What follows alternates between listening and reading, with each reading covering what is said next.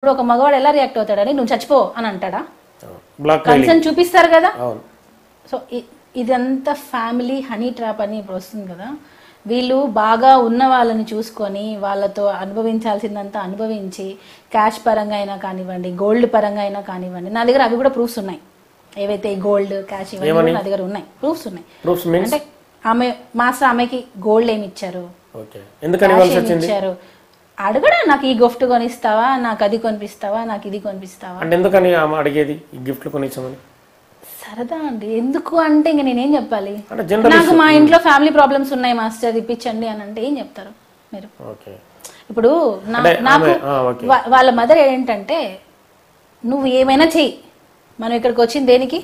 సంపాదించడం కోసం. మనం టాప్ పొజిషన్ లోకి వెళ్ళాలి, నువ్వు ఏమైనా చెయ్యి. లేకపోతే ఇద్దరు పిల్లలున్న మగవాడి దగ్గరికి ఏ తల్లి పంపిస్తుందండి? నాకు అర్థం కాదు. నేను ఇది చాలా ఆవేదనతో చెప్తున్నా. ఇప్పుడు ఏ అమ్మ పెళ్ళైన మగాడి దగ్గరికి పంపిస్తుంది? మీకు తెలుసా? అసలు నేను నిజంగా చెప్తున్నా, నాకైతే ఆ రోజు నేను ఇంకా కొట్టకుండా ఇంకేమైనా చేసి రావాల్సి ఉండేది. అంటే ఇలాంటి ఇలాంటి లేడీస్ ఇలా కేసు పెడతారని తెలిసి ఉండుంటే ఏది ఇలా రాంగ్ గా అబద్ధాలు చెప్పి, ఆల్రెడీ ఆ అమ్మాయి అబద్ధాలు చెప్పి మాయమాటలు చెప్పే మాసదిగకి ఎంటర్ అయింది. ఇది ఈ వాళ్ళ అమ్మ వాళ్ళ నాన్న వీళ్ళందరూ ఏంటంటే వాళ్ళకి పని కావాలి. మీరు ఏమైనా చచ్చిపోండి, మీరు చచ్చిపోతున్నా నాకు మీ దగ్గర పని కావాలి, నేను మీతోనే ఉంటా. ఇది వాళ్ళ కండిషన్ ఇది. వాళ్ళ హస్బెండ్ అమ్మాయితో అంటే ఎక్స్ట్రీమ్ ఇష్యూ వచ్చినప్పుడు మీరు వాళ్ళ ఇంట్లోకి వెళ్ళి ఆమెను కొట్టి ఉంటారు కదా. ఎక్స్ట్రీమ్ కాదండి, నేను సూసైడ్ అటెంప్ట్ చేశాను నేను. ఆ అమ్మాయి ఎంత డిస్టర్బ్ చేసిందంటే లిటరల్ గా నా పిల్లలకు దూరం చేసింది. నాకు దూరం పక్కకు పెట్టండి, నా పిల్లలకు దూరం చేస్తుంటాను. ఆ ఫ్రస్ట్రేషన్ తో ఇక్కడ ఒక చిన్న విషయం ఏమైపోయిందంటే, ఇక్కడ తను నా దగ్గర ఒక మాట, నా హస్బెండ్ దగ్గర ఒక మాట.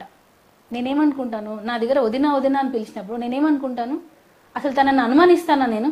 కానీ నువ్వు అక్కడ వెళ్ళి మాత్రం నువ్వు లేకపోతే నేను చచ్చిపోతాను, నాకు నువ్వే దిక్కు అని మాట్లాడుతున్నావు. నేను దాన్ని ఎలా డైజెస్ట్ చేసుకోవాలి?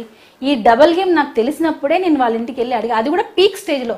తనకి మల్టిపుల్ టైమ్స్ కాల్ చేయడం జరిగింది, నో రెస్పాన్స్. భయం. తెలిస్తే నన్ను ఇంకేమైనా చేసేస్తుంది, మాట్లాడలేకపోయింది. అస్సలు నా ఎదురుగా మాట్లాడదు. ఎందుకనంటే నేను ఏదున్నా కరెక్ట్ మాట్లాడతాను, నేను ఏదున్నా కరెక్ట్ స్టాండ్ తీసుకుంటా. ఇది తప్పంటే తప్పు, లేదంటే లేదు. ఎక్కడ అమ్మాయిని తీసేస్తాను అని నా వెనకలా చేసింది తను ఇదంతా. అప్పుడు నేను ఇంకా అవుట్ బస్ట్ అయిపోయి ఈ విషయం ఇక్కడ ఫుల్ స్టాప్ పెట్టాలి అని చెప్పి నేను వాళ్ళ ఇంటికి వెళ్ళి ఆ అమ్మాయిని అడగడం జరిగింది. ఆ అమ్మాయి మా ఆయనకు దగ్గరగా రావడం చూసి నేను అసలు దగ్గరగా రావడం కూడా నేను ఓర్చుకోలేదు. అలాంటిది నేనే అమ్మాయిని పంపిస్తున్నా అని చెప్పి వేశారు. ఆ దగ్గరగా రావడంతో నేను ఆ అమ్మాయిని నువ్వు దూరం జరుగుగానంటే తను నేను ఇక్కడే ఉంటా అన్నట్టుగా ఉంటే అప్పుడు నేను కొట్టడానికి వెళ్ళాను. మేము వెళ్ళాము అమ్మాయికి సంజాయించడం కోసం, సంజాయించడం కోసం. అప్పుడు కూడా ఆ అమ్మాయి ఏమని తెలుసా, నా దగ్గర వీడియో ఉంది, మా ఇద్దరి మధ్య ఏం లేదు, మా ఇద్దరి మధ్య ఏమీ లేదు, ఎందుకు ఉండాలి మా ఇద్దరి మధ్య? మరి మా ఇద్దరి మధ్య ఏం లేదు అని అంటున్నావు, మళ్ళీ 16 సంవత్సరాల నుంచి నన్ను హెరాస్మెంట్ చేస్తారు అంటున్నావు. మా ఆయనతో ఏమో పెళ్లి చేసుకుంటా అని అంటది, నాతో ఏమో ఏం లేదంటది, వదినా అంటది. ఇదంతా అమ్మాయి మెంటాలిటీ అర్థం కావట్లేదు అండి. తన కెరియర్ కోసం తను ఏమైనా చేస్తుంది. వాళ్ళ మమ్మీ ముఖ్యంగా సైకోస్, ఇద్దరు సైకోస్. నిజంగా ఎవరి లైఫ్ లోకి వచ్చిన వాళ్ళిద్దరు ఎవరైతే ఇప్పుడు ఆ అమ్మాయికి లైఫ్ ఇస్తున్నారో వాళ్ళు ఇక్కడ వచ్చి కూర్చుంటారు, వాళ్ళ ఫ్యామిలీస్ ఇక్కడ వచ్చి కూర్చుంటాయి. ఎవరైనా కానీ, ఎంత పెద్ద స్టార్ అయినా కానివ్వండి, ఆ అమ్మాయికి ఇప్పుడు ఏదైతే ఇంటికి వెళ్ళి నేను కొట్టడానికి ప్రయత్నం చేశా అన్నారు చూసారా, రేపు వాళ్ళే వెళ్తారు. మేబీ వాళ్ళు ఉన్న పొజిషన్కి వాళ్ళు రాకపోవచ్చు, వేరే వాళ్ళ ద్వారా అమ్మాయిని బ్లాక్మెయిల్ అయినా చేస్తారు. చూడండి, నువ్వు ఎందుకు వాళ్ళ దగ్గరికి వస్తున్నావు అని చెప్పి. అంటే ఈ సంభాషణ వాళ్ళ తండ్రి ముందే జరిగిందా? వాళ్ళ ఫాదర్ ఇక్కడ ఉండరండి, వాళ్ళు వదిలేసి వచ్చేసారు ఇక్కడికి. వాళ్ళ ఫాదర్ ఎప్పుడో ఒకసారి వస్తాడు. ఒక ఫాదర్, ఒక మదర్, ఒక మంచి గైడెన్స్ ఉంటే పిల్లలు ఇలా ఉండరు. వాళ్ళ గైడెన్స్ సరిగా లేకనే పిల్లలు ఈరోజు ఇలా తయారవుతున్నారు. ముఖ్యంగా వాళ్ళ అమ్మ, వాళ్ళ నాన్న ఎక్కడో ఉంటాడు, అబద్ధాలు చెప్తారు వీళ్ళు. వాళ్ళ డాడీకి ఏం చెప్పరు. నా దగ్గర అది కూడా ఆడియో ఉంది. వాళ్ళ డాడీకి ఇక్కడ ఏం జరుగుతుంది అనేది ఏమీ చెప్పరు, అన్ని అబద్ధాలు చెప్తారు, ఏది నిజాలు చెప్పరు. ఇప్పుడు నాన్న అక్కడెక్కడో ఉంటాడు, కూతురు తల్లి ఏం చేస్తారు అనేది ఎలా తెలుస్తుంది? ఆ అమ్మాయి ఇష్టంగా నేను కన్వర్ట్ అవుతానంటది, ఆ అమ్మాయి ఇష్టంగా నేను పెళ్లి చేసుకుంటాను నిన్ను అని అంటది. వాళ్ళ డాడీ దగ్గరికి వెళ్ళి నన్నే మాస్టర్ ఫోర్స్ చేశారు అని అంటది. కూతురు మాట నమ్ముతారా, జానీ మాస్టర్ మాట నమ్ముతారా? కూతురు మాటే నమ్ముతారు. సో ఆ ఫాదర్ అనేవాడు ఇక్కడ ఉండి చూసుకుంటే పిల్లలు ఇద్దరు అమ్మ నాన్న చక్కగా అమ్మాయిని పెంచుంటే ఆ అమ్మాయి ఈ రోజు ఇలాగా రాంగ్ ఎలిగేషన్స్ చేసేది కాదేమో. అట్లీస్ట్ కేసు పెట్టేటప్పుడైనా వాళ్ళ అమ్మ గైడ్ చేసి ఉండాల్సిందే. 16 సంవత్సరాల నుంచి జరుగుతుంది అన్నప్పుడు వాళ్ళ అమ్మ ఏం చేస్తుంది? ఆ అమ్మాయిని వదిలిపెట్టండి, నోరు నొక్కేశారని అన్నారు. ఒకసారైనా నీ పిల్ల మీద నువ్వు కన్నేవా? ఇప్పుడు పేరెంట్స్ అనేవాళ్ళు కరెక్ట్గా ఉంటే పోనీవండి, కరెక్ట్గా లేకపోయినా పిల్లలు పెద్ద పొజిషన్లో వెళ్ళిన వాళ్ళు ఉన్నారు, కాదనట్లేదు. ఇక్కడ ఏంటంటే నాకు ఇప్పుడు ఆలియా కానీ మా పాప మా బాబు సిరాజ్ అయినా కానీ వాళ్ళు స్కూల్ నుంచి వచ్చిన తర్వాత డల్గా ఉంటే నేను అడుగుతా, ఎందుకు సిరా డల్గా ఉన్నావు అని, ఎందుకు ఆలియా డల్గా ఉన్నావు అని నేను అడుగుతా. సో అలాంటిది వాళ్ళ ఆ అమ్మాయి ఇన్ని సంవత్సరాల నుంచి హెరాస్మెంట్ అన్నప్పుడు మదర్గా నువ్వేం చేస్తున్నావు? అడగవా? అంటే నువ్వు అసలు తల్లి పాత్ర పోషిస్తున్నావా? అంటే ఏంటి, ఒకటి నీకు తెలిసైనా ఉండాలి, లేదా ఇది అబద్ధమైనా ఉండాలి. సో తెలిసి నువ్వు నీ కూతుర్ని పంపిస్తున్నావు అంటే ఫస్ట్ నిన్ను జైల్లో వేయాలి. సో ఇప్పుడు జానీ మాస్టర్ది తప్పే అయితే వీళ్ళ అమ్మది కూడా తప్పే.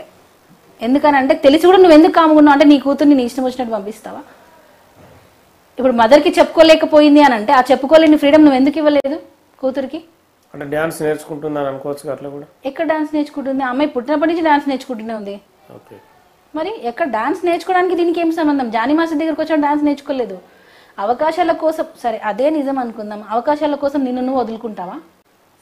నీకంటూ సెల్ఫ్ రెస్పెక్ట్ లేదా? అంటే మీ ఫ్యామిలీకి లేదా? వదిలేసుకుంటారా మీరు? అవకాశాల కోసం వదిలేసుకుంటారా? అంటే మీరు వదిలేసుకున్నా మీరు టాప్లోకి వెళ్ళిపోవాలి, అంతేనా?